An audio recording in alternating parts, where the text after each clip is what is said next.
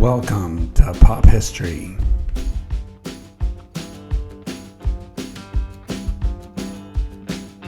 Let's take a look at some of the stories behind a few popular events from August 1981. Here we go.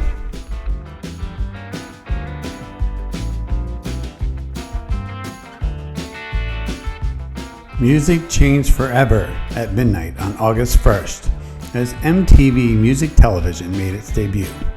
The very first music video shown on MTV was, ironically, Video Killed the Radio Star by the Buggles.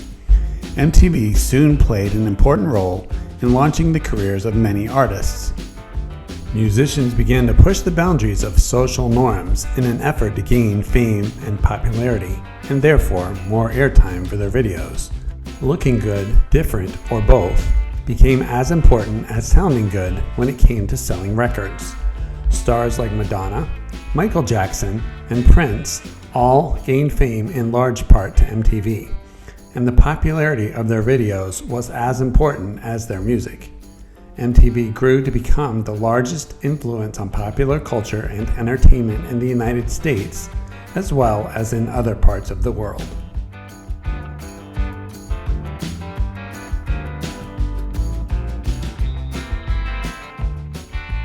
On August 3rd, the Professional Air Traffic Controllers Organization went on strike, forcing the nation's airports to operate at 50% capacity.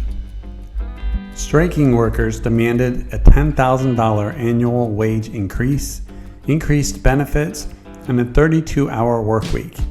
Since it was illegal for federal government employees to strike, President Reagan ordered them to return to work or be fired. 2 days later, the president backed up his pledge and fired the nearly 12,000 workers who had gone on strike and decertified their union.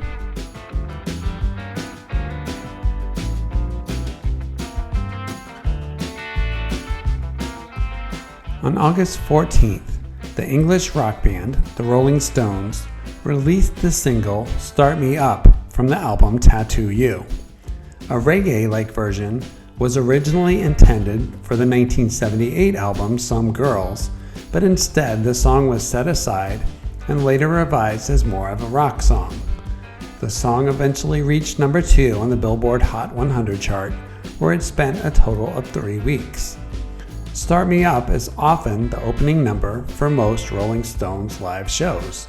It is featured on several live albums, as well as being included on almost every compilation album.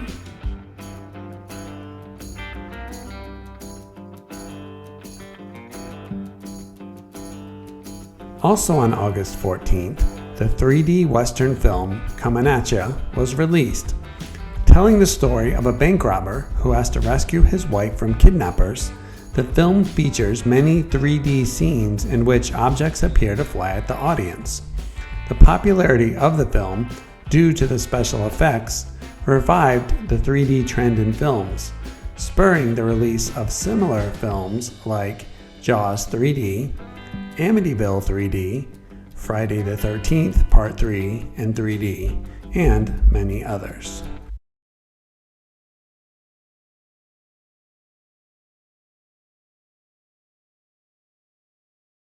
On August 15th, the Eternal World Television Network made its debut on cable television, coinciding with the Feast of the Assumption. Founded by Mother Angelica, the network, based in Alabama, was devoted to spreading the Roman Catholic faith throughout the United States. EWTN went on to become the largest religious cable network in the world.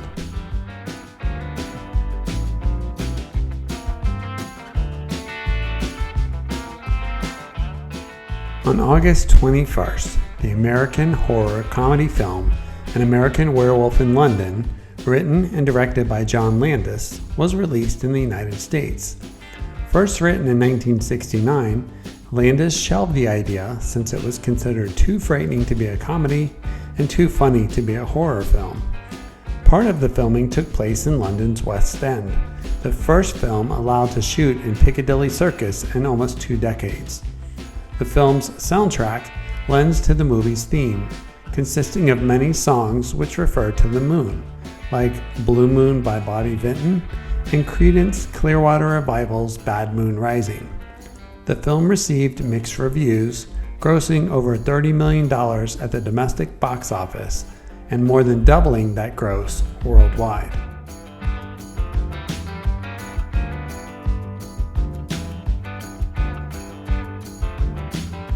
On August 25th, the space probe Voyager 2 passed within 41,000 kilometers of Saturn. The craft was able to penetrate the upper atmosphere, flying through the planet's rings at a speed of 8 miles per second and measuring the temperature and density of the planet. Originally launched on August 20th, 1977, Voyager 2 had reached its first target, flying near Jupiter, in July of 1979, before moving on to make this close data-gathering run of Saturn. After leaving the ringed planet, it became the only spacecraft to ever visit Uranus and Neptune, reaching the latter 12 years after its launch.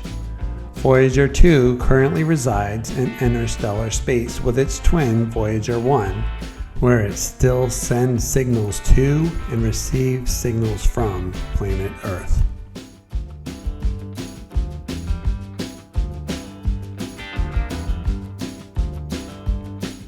On August 31st, the Satellite Music Network debuted as the first satellite-delivered network to provide complete, live, 24-hour-a-day music programming to local stations. This ushered in a new era in radio broadcasting, replacing local disc jockeys with programming that was transmitted from Mokena, Illinois, with breaks for local advertising, news, and weather. SMN grew to serve over 600 stations by the end of the decade.